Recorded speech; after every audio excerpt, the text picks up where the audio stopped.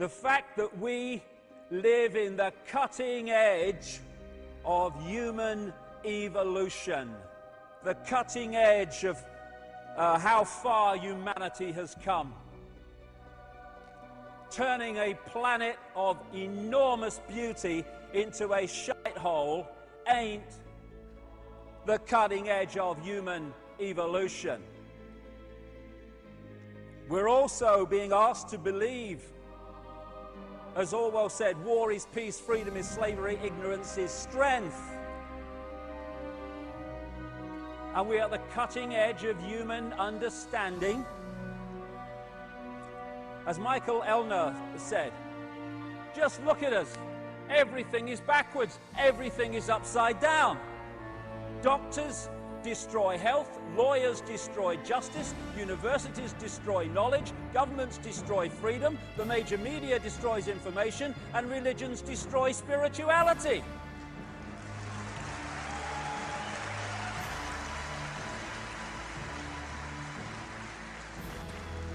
I think there's more to know here. And it's all true. As H.L. Mencken said, the men the American people admire most extravagantly are the greatest liars. The men they detest most violently are those who try to tell them the truth. We live in topsy-turvy land. Why is everything upside down? Everything back to front? Why are there billions of bewildered people who don't understand who they are, where they are, what the whole business of life is all about?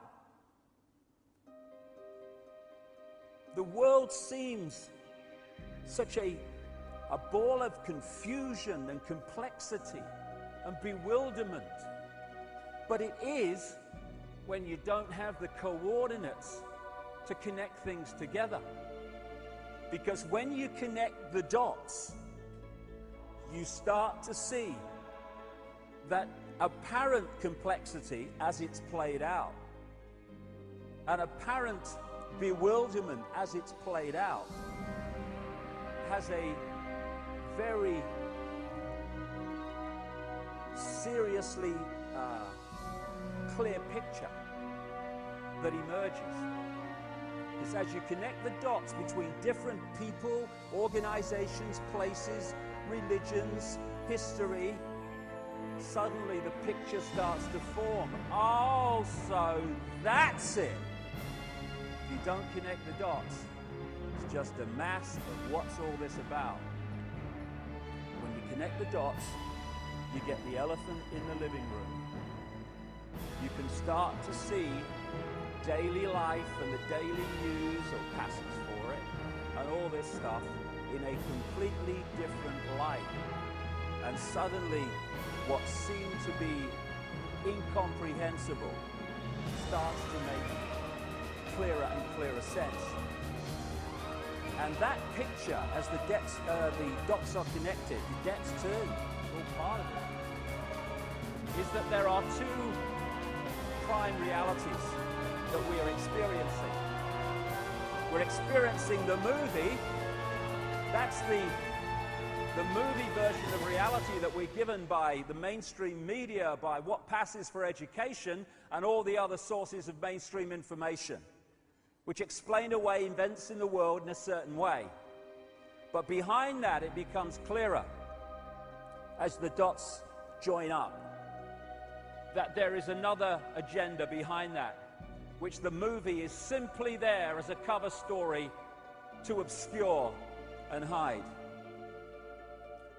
And the foundation of that cover story, or the foundation of that secret agenda, is to get billions of people on this planet to wear a mask and play out a false identity that they don't even know is false.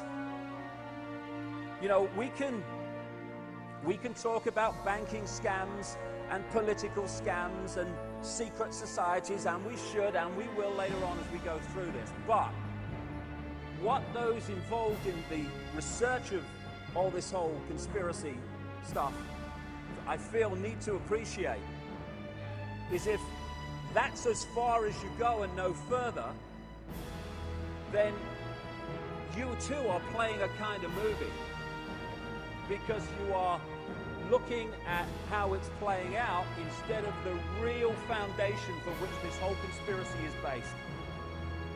And that is manipulating people to believe they're something they are not and to forget what they really are.